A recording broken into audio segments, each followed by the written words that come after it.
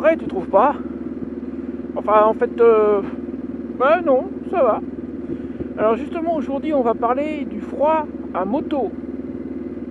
Parce que ça fait en fait plusieurs fois qu'on me dit, plusieurs personnes différentes qui me font cette remarque, qui me disent que c'est quand même bien courageux de te lancer dans un projet pareil en hiver, à cause du froid donc. Et ben en fait, ça me pose aucun problème. C'est surtout une question d'équipement. Il faut être bien équipé pour rouler à moto l'hiver, et puis voilà. Donc aujourd'hui, je t'emmène dans un petit coin que j'ai repéré depuis plusieurs semaines déjà, où je voulais m'arrêter. C'est au bord de l'estuaire de la Sienne. Je voulais m'y arrêter absolument pour faire une vidéo avant de quitter la région. Je tourne cette vidéo, nous sommes mercredi, on est quoi, le 6, le 7 janvier, un truc comme ça, enfin 2 jours avant de quitter la Normandie. Et je voulais absolument m'y arrêter, donc on va y aller ensemble. Et puis je vais te détailler un petit peu mon équipement et tu vas comprendre pourquoi ça me pose aucun problème de rouler en hiver. Trouver des couchages, ça c'est une autre histoire, mais rouler, aucun souci. Allez, on est parti.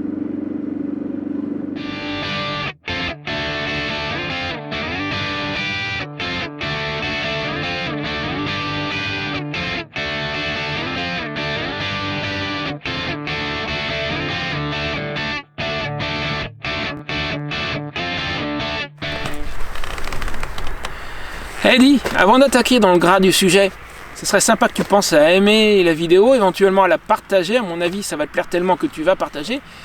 Et puis, plus tard, une fois qu'on aura bien attaqué, n'hésite pas à me laisser quelques petits commentaires, ça fait plaisir.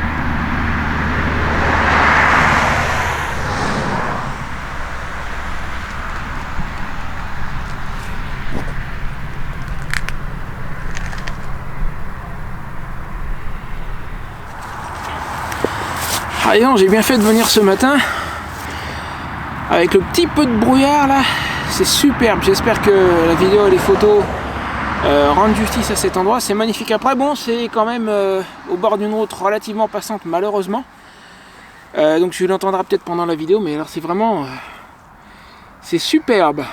Donc je suis au bord de l'estuaire de la Sienne entre Agon-Coutainville et Coutances. Pour information, si tu veux retrouver cet endroit, c'est en direction de Montmartin-sur-Mer. Je dois être à 2-3 km de Montmartin. Et il y a, faut le repérer, il y a un petit bout de chemin qui descend ici, la route est à 5 mètres en haut du talus. De toute façon, depuis la route, tu verras, si tu recherches cet endroit, tu verras la table. Donc oui, absolument superbe. Et on est ici pour parler d'équipement moto d'hiver, donc. Et ben on va commencer, tiens à la limite, je voulais commencer par les gants, mais je vais commencer par ça. J'en suis à 3, pour te planter un peu le décor, j'en suis quand même à 3 hivers à moto. Le premier, donc j'avais acheté ma 125 au printemps, je l'ai acheté au printemps 2018. À l'automne 2018, pour raison financière, j'ai dû choisir entre vendre la 125 ou vendre la voiture. J'avais une petite voiture, une petite citadine, vieux modèle Toyota, je sais plus quoi, enfin un vieux truc, hein, une shot, excuse-moi, passe-moi l'expression, mais c'est le mot, qui valait moins que la moto, qui valait moins que ma 125. Si j'avais vendu la 125 à ce moment-là, j'en aurais probablement tiré dans les 800 €. J'ai vendu la voiture, j'en ai tiré 500. Et donc j'ai fait le choix conscient, à l'entrée de l'hiver, de vendre la voiture plutôt que la moto, alors que je savais que j'allais passer un hiver à moto, c'était mon premier, j'avais pas d'expérience encore, mais qu'est-ce que tu veux, la passion a été la plus forte et j'ai dit je m'en fiche, je fais ce qu'il faut, mais je vends pas la 125. Donc j'ai acheté un pantalon d'hiver pas cher, j'avais déjà une veste d'hiver à ce moment-là, puisque j'avais acheté celle-ci, c'est sa 3e saison, je l'avais acheté aux États-Unis, on en reparlera tout à l'heure, hein. Donc je me suis juste acheté un pantalon d'hiver et puis le reste, j'avais des gants d'hiver, mais des gants Carrefour à 50 balles. J'ai froid aux mimines tout l'hiver. C'était mon premier hiver et encore une fois, j'avais pas d'expérience. Et puis j'utilisais une vieille écharpe que je fourrais dans la veste. Ça marche à peu près. Si t'as rien de mieux, une écharpe que tu coinces au niveau du menton, ça le fait. Mais depuis, donc je me suis acheté notamment un cache-cou spécifique. Il n'est pas très épais. On pourrait croire qu'il ne tient pas autant chaud qu'une écharpe, et probablement pas, mais ce qui importe, c'est pas qu'il tienne chaud, c'est qu'il te coupe le vent ici, parce qu'au niveau de la jointure avec la veste, tu vas avoir toujours un courant d'air. Donc il te faut quelque chose pour boucher cette zone-là. Attends, je vais à plusieurs voitures, je vais laisser passer. Donc dans le pire des cas, une simple écharpe, ça peut le faire, moi je l'ai fait au début. Et puis, si tu as un petit peu de budget, ça vaut 30 balles. Il y en a des moins chers, mais celui-là il vaut 30 €. C'est un plastron complet, tu vois, il descend. C'est-à-dire que même si tu as des petites fuites d'air au niveau de ta veste, ça va arrêter l'air à ce niveau-là. Et le principal, c'est surtout qu'il interrompt le courant d'air au niveau du cou. Ça, c'est littéralement vital, sans ça tu vas te les geler. Ensuite, un des éléments les plus importants, ça c'est bon, c'est bien, mais encore une fois, avec une écharpe, on peut se débrouiller. Par contre, quand il fait 0, 1, 2 degrés, comme aujourd'hui, il doit faire 2-3 degrés, là, bon, il y a le soleil qui sort, ça fait du bien, mais il fait pas chaud. Et d'ailleurs, tu dois voir que ça fume un peu. Un des éléments les plus importants, ce qui souffre le plus, c'est les mimines. Alors, c'est de ça qu'on va parler maintenant.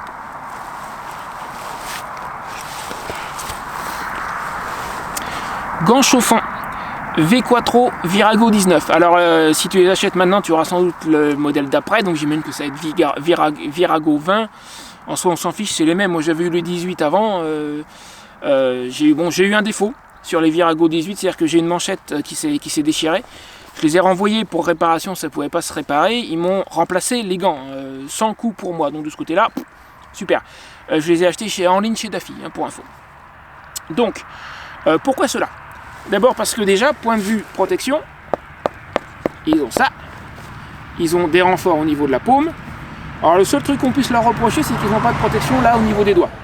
C'est vraiment tout ce qu'on peut leur reprocher. Sans ça, niveau protection, ils sont bien conçus, je trouve. Et ils ont cette petite manchette pluie que tu serres en tirant là-dessus. Ça évite que de l'eau ne rentre dedans. Et ça, je trouve que c'est génial. Et puis ça isole encore un peu plus du vent. Ça, je trouve que c'est vraiment pas mal. Et donc, comme je disais, ce sont des gants chauffants. Alors, il y a des gens qui utilisent des manchons, comme sur les scooters. Il y a aussi les poignées chauffantes. Mais la poignée chauffante, alors c'est déjà bien. mais ça ne te chauffe que l'intérieur de la main. Et en plus, d'après ce qu'on m'a dit, j'ai discuté il y a 2 ans de ça avec quelqu'un qui a passé son permis en hiver avec des motos qui avaient des poignées chauffantes. C'est beaucoup plus épais qu'une poignée normale. Donc ça peut être intéressant les poignées chauffantes, mais personnellement c'est pas mon choix. Ces gants chauffants là, pourquoi ce modèle là particulièrement en dehors de la question des protections? Bah, d'abord parce qu'ils chauffent jusqu'au bout des doigts. C'est pas des gants qui vont te chauffer juste la paume, ils chauffent jusqu'au bout des doigts. Contrairement aux poignées chauffantes, ils chauffent dessus et dessous. Ça c'est extrêmement intéressant.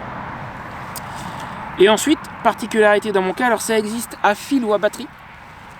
Moi comme tu peux voir, j'ai la version à fil. Et là j'ai l'autre bout du fil qui se connecte sur la batterie de la moto. C'est-à-dire que sur la moto il y a un morceau de câble connecté à la batterie qui ressort. Il y a un fusible dessus, je te rassure, hein, pour protéger la batterie.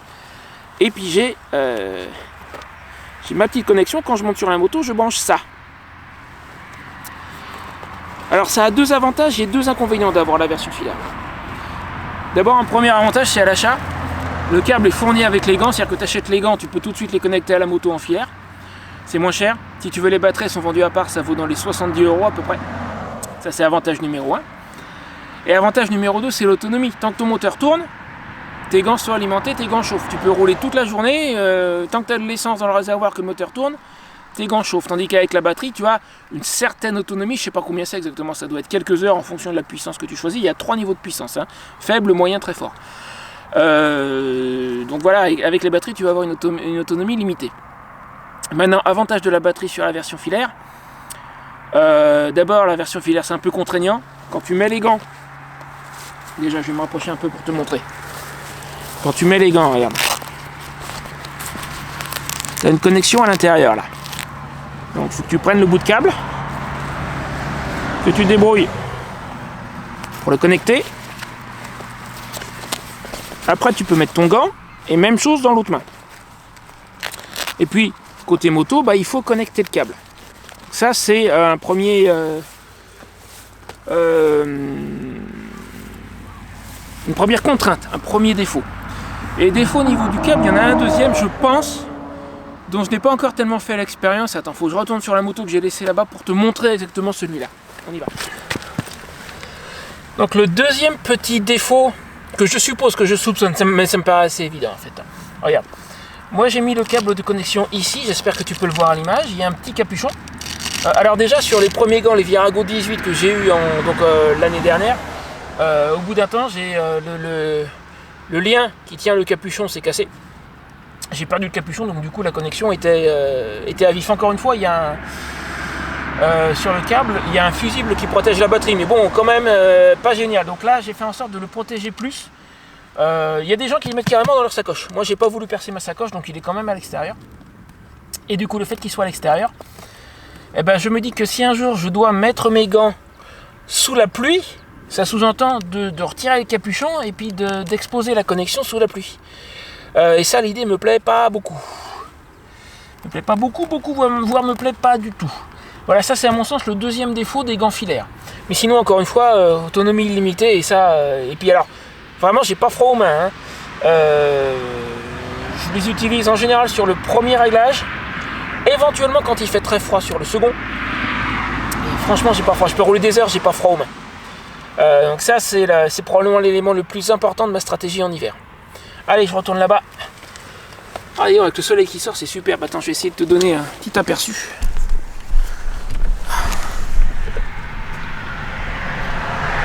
C'est vraiment très très joli.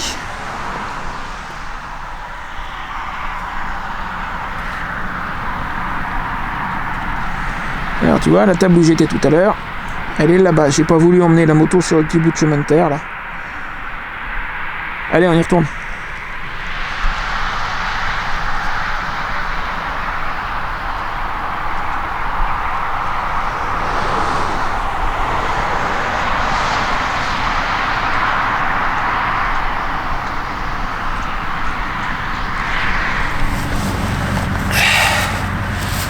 Alors, troisième élément de ma stratégie pour rouler au chaud en hiver. On a vu le cache-cou, les gants chauffants, ça c'est probablement Allez, les gants chauffants c'est probablement l'élément principal parce que tu vois, il y a le câble qui m'agace un peu de temps en temps, ça rentre dans la manche. C'est vraiment le plus important, je pense, les gants, parce que ce sont les mains qui souffrent le plus. Maintenant j'ai deux autres éléments, trois même, qui sont importants aussi quand même si les gants c'est vraiment le summum. Ma veste d'hiver, alors veste achetée aux États-Unis, j'avoue, parce que j'ai eu un prix. C'est une veste qui à l'époque n'était pas disponible en France, je ne sais pas si elle l'est maintenant. Maintenant c'est son troisième hiver. Pour une veste bas de gamme, et par bas de gamme j'entends bas prix, hein, parce que c'est une veste franchement de qualité. Elle a, que je ne porte pas actuellement, à cause j'ai un quatrième élément, alors on en reparlera après. Je t'ai dit 3, j'en ai 4 en fait. Donc, je ne porte pas actuellement la doublure amovible, mais c'est la Saber, c'est une Tourmaster Saber 4.0, je crois celle-ci, mais elle a déjà 3 ans. Hein. Je l'ai payé 100 € aux États-Unis. Si tu arrives à en trouver, regarde sur Amazon, etc. Tu cherches une veste Tourmaster, ça va pas être la Saber 4.0, parce que la 4.0 c'était il y a 3 ans, ça va être un autre modèle plus récent. Mais regarde Tourmaster Saber, si tu trouves quelque chose de similaire, parce que franchement j'en suis très content. Elle a déjà les protections qui vont bien, au coude avant-bras, épaules, il y a une dorsale, même si c'est sans doute pas la meilleure, mais il y en a une, et ça veut dire aussi qu'il y a la poche pour mettre une autre dorsale si tu veux la changer. Au niveau des poignets, on peut resserrer, ça c'est important en hiver pour limiter les courants d'air. Alors moi, bon, avec les gros gants, évidemment, j'ai les gants qui arrivent là, ils passent par-dessus. Mais il est quand même important de pouvoir resserrer, je pense. Si nécessaire, bon, elle a un certain nombre d'aérations, comme toute veste moto. C'est du Cordura 500, je crois. Alors c'est vrai qu'en France, on fait plutôt du 600, je connais pas bien la différence, mais si tu veux, elle m'a l'air quand même solide, on va dire. Et la particularité de la doublure, qu'encore une fois, pour l'instant, je n'utilise pas, et je pense que je vais pas en avoir besoin cet hiver, je t'expliquerai pourquoi dans un moment, c'est que c'est une doublure complète, c'est-à-dire qu'elle a des manches, la doublure amovible a des manches qui vont jusqu'au bout. Tu as beaucoup de vestes qui ont des doublures amovibles qui font juste gilet en fait, et puis tu as les bras, il n'y a pas de doublure. Celle-ci, la doublure va jusqu'au bout.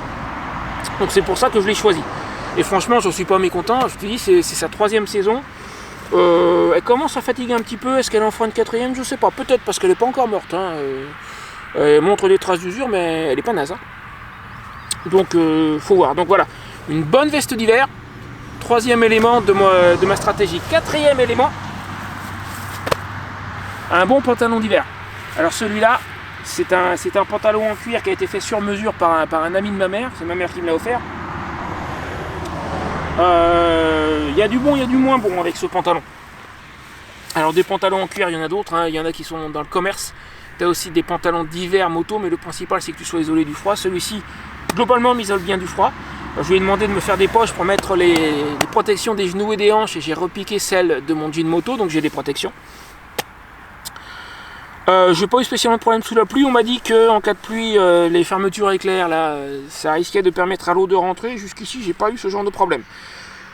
Ça arrivera peut-être, bon, j'évite de passer toute la journée sous la pluie aussi. Hein. Mais je me suis pris quelques grosses averses, j'ai pas eu de soucis. Ça arrivera peut-être, j'en sais rien, c'est possible. Niveau froid, il m'isole bien. Je pense que t'as pas besoin d'avoir un pantalon très chaud, très épais. Le pantalon d'hiver que j'avais au tout début, la première année avec ma 125, il venait avec une doublure amovible qui allait jusqu'au genou. Je l'ai jamais mise. Le principal à mon sens, c'est que ton pantalon t'isole du vent, parce que c'est ça qui va te refroidir. Et un pantalon en cuir pour t'isoler du vent, c'est très bien. Donc il a une doublure, mais c'est une doublure simple, c'est pas spécifiquement une doublure d'hiver. Et ça suffit amplement, j'ai absolument pas froid, sauf à un endroit spécifique. Et ça, c'est quelque chose auquel il va falloir que tu fasses attention quand tu te choisiras un pantalon. Donc je te l'ai dit, il me l'a fait sur mesure. Mais apparemment, il y a un truc qu'il n'a pas pris en compte quand il a fait le pantalon, c'est qu'il a pris mes mesures. J'étais debout. Alors attends, je vais essayer de me reculer un petit peu. Quand je suis debout, il tombe bien. Il tombe jusqu'en bas jusqu'en dessous de la cheville. Mais quand je suis sur la moto, il a tendance à remonter un petit peu. Là, tu vois ? Et le plus problématique, c'est au niveau du pied gauche, parce que c'est le pied qui manipule le levier de vitesse. Donc c'est un pied qui bouge beaucoup. Je l'avance, je le recule, je monte, je descends. Et au bout d'un moment, le pantalon, il a tendance à se mettre comme ça, par-dessus la languette. Et là, en fait, j'ai un petit espace où l'air va rentrer, où je peux sentir un petit peu le froid, où éventuellement l'eau va rentrer. Alors, pour limiter un peu ça, pour le moment, j'ai pas de solution pour empêcher le pantalon de remonter. Donc déjà, je fais un truc que j'aime pas trop faire, mais qui aide un peu, c'est que je mets mon pantalon interne, je le rentre dans les chaussures. Ça déjà, ça limite un peu la morsure du froid au niveau du petit trou qui va être là. Et puis éventuellement, il faudrait que je trouve un moyen de l'attacher, de l'empêcher de remonter comme ça. Pour le moment, j'ai pas encore de solution. Donc quand tu te choisiras un pantalon, c'est surtout si c'est pour l'hiver, eh ben, tu fais gaffe que quand tu es en position assise, ben, qu'il ne remonte pas trop. Méfie-toi, je pense que c'est bon à savoir. Donc la veste c'était numéro 3, le pantalon numéro 4, numéro 5, les chaussures. Alors c'est aussi des V Quattro, je les ai payés pas très cher, elles m'ont coûté une centaine d'euros, je sais plus le modèle exact. J'ai choisi celle-là justement parce que la tige remonte relativement haut. Je pensais acheter des chaussures qui ressemblent un peu à des, qui sont exactement la copie conforme de la marque Timberland, ça doit te dire quelque chose je pense. Mais la tige ne va que jusque là, celle-ci remonte un peu plus haut et je m'étais méfié au niveau du pantalon. Et j'ai eu raison, parce que sans ça j'aurais eu un espace beaucoup plus important quand je suis assis sur la moto. J'ai choisi pour ça, et puis aussi parce que bon, ma foi, elles sont étanches, donc résistantes à la pluie. Ça, quand tu roules et que tu as les pieds mouillés, surtout en hiver, bonjour. Et puis elles ont les protections qui vont bien, il y a une coque ici, et il y en a une là. Donc elles ont les protections, le minimum de protection moi, que j'attends d'une chaussure moto. Après, si pour le moment tu n'as pas... attends, je vais faire gaffe où je m'assois. J'ai un peu mouillé, mais bon il est mouillé de toute façon le banc, mais avec le pantalon cuir ça va. Si tu n'as pas de chaussures moto étanches, il y a un vieux truc de motard que j'ai lu mais que j'ai pas pratiqué, c'est tout simplement de mettre par-dessus tes chaussettes un sac plastique. Ça fait que l'eau va rentrer dans les chaussures mais tu n'auras pas les pieds mouillés, ça aide. Bon après avoir l'humidité autour des pieds tu vas te refroidir quand même, mais ça aide. Bon. Ou éventuellement le sac plastique autour des chaussures peut-être. Il y en a qui mettent des sacs poubelles autour de leurs chaussures, ça peut le faire, ça peut aider à résister à la pluie. Mais bon moi j'ai voulu absolument, vu le voyage que je vais faire, je préfère être bien équipé, donc j'ai voulu absolument des chaussures étanches. Donc 3, 4, 5e élément, puisque cache-cou 1, gants 2, veste 3, 4 le pantalon, 5 les chaussures, et ben il m'en reste un 6e que j'ai failli oublier. Et ce 6e on va retourner sur la moto, c'est la raison pour laquelle je n'ai pas encore mis la doublure d'hiver. J'ai une bonne raison pour ça et je vais te montrer, tu vas comprendre. Là voilà ma raison, pour ça que j'ai pas encore mis ma doublure d'hiver. Alors oui je sais, la réparation là ça fait pas joli mais ça tient. J'ai fait tomber la moto à l'arrêt il y a quelques mois malheureusement. Quand on est con, mais voilà, donc j'ai cassé un bout de la bulle, mais elle me protège toujours, elle tient le choc. Et puis surtout c'est une bulle large, haute, qui me protège bien du vent quand je roule. Et ben du coup c'est grâce à elle que pour le moment j'ai pas besoin de ma doublure d'hiver. Je pense que je vais pas l'emmener du tout quand je vais partir vers le sud, parce qu'après en réalité elle va m'encombrer. Je vais arriver dans des régions où à partir de mi-février et fin février il fait déjà moins froid. Qu'est-ce que je vais m'encombrer avec une doublure d'hiver pour 3 semaines quoi. Donc je pense que la doublure d'hiver je vais pas l'emmener. Je vais rouler avec ma surchemise parce que la surchemise de toute façon je l'aurai. Donc je vais juste rouler avec ma surchemise, la doublure d'hiver je vais pas la mettre. Et c'est grâce à la bulle, ça c'est... donc je crois, si je dis pas de bêtises, c'est numéro 6. Le 6e élément et dernier élément de ma stratégie pour rouler au chaud l'hiver, c'est une bonne bulle qui va te protéger du vent qui arrive vers toi. En plus quand tu roules sans bulle, je l'ai fait moi mon premier hiver, hein, tu suis une voiture, tu suis un camion, tu te chopes toutes les saloperies qui sont projetées par le véhicule qui est devant toi. C'est pas ce qu'il y a de plus agréable. Quand tu es sous la pluie, tu te prends tout aussi. Et l'eau, ça te refroidit beaucoup plus vite que l'air en fait. Donc si t'es trempé, tu te refroidis. Avec la bulle, j'ai beaucoup moins d'eau qui arrive sur moi quand je roule sous la pluie. L'eau, c'est rarement pile verticale, surtout quand tu roules en plus. Donc la majorité de l'eau va se prendre sur la bulle. Moi je suis derrière. Alors après, quand il pleut vraiment beaucoup, on voit plus à travers la bulle. Donc il faut faire en sorte que tu puisses te relever un petit peu pour regarder par-dessus le cas échéant. La plupart du temps j'ai pas besoin, mais c'est vrai que de temps en temps je le fais si ça s'avère nécessaire. Mais écoute voilà, là tu as toute ma stratégie pour rouler au chaud l'hiver. Moi j'y arrive, il n'y a pas de raison que tu n'y arrives pas. N'hésite pas à me laisser un petit commentaire dans la description de la vidéo si mes conseils t'ont été utiles, si tu as apprécié ça. Si tu penses que ça peut servir à d'autres, partage, ne te gêne pas, c'est fait pour ça et je t'en serai très reconnaissant. Et puis si tu veux ne rien rater, pourquoi y ralentir? Si tu veux ne rien rater, tu peux t'inscrire à ma liste ci-dessous, tu as une adresse. Et tu peux même me laisser, si ça te chante, ton avis en vidéo. C'est simplissime, pareil, tu as un lien ci-dessous pour me laisser ton avis en vidéo. Tu as un clic à faire et ça sera réglé, tu t'occupes d'aucun détail technique. Ça, j'apprécierais énormément que tu me laisses ton avis en vidéo sur ce que tu veux, sur les conseils que je te prodigue, sur mon aventure nomade à moto à plein temps, etc. Sur ce qui te chante. Voilà, sur ce, je te laisse là et je te dis à bientôt. Hey, bonus additionnel pour toi qui as regardé la vidéo jusqu'à la fin. C'est pas spécialement contre le froid, ça sera plutôt contre la buée sur ta visière. Tu vas sans doute avoir en hiver le réflexe, et surtout sous la pluie, de fermer les aérations de ton casque. Fais pas ça, même sous la pluie. Garde tes aérations ouvertes. Il y a très peu de pluie, voire pas de pluie du tout qui va rentrer. T'inquiète pas pour ça, moi ça m'est jamais arrivé. J'ai pas eu la tête mouillée à cause de ça. Mais si tu les fermes, tu vas retenir la buée à l'intérieur. Donc le fait d'ouvrir, ça va aider à évacuer la buée. Ferme pas tes aérations même s'il pleut. Voilà, ça c'était le petit conseil additionnel. Salut!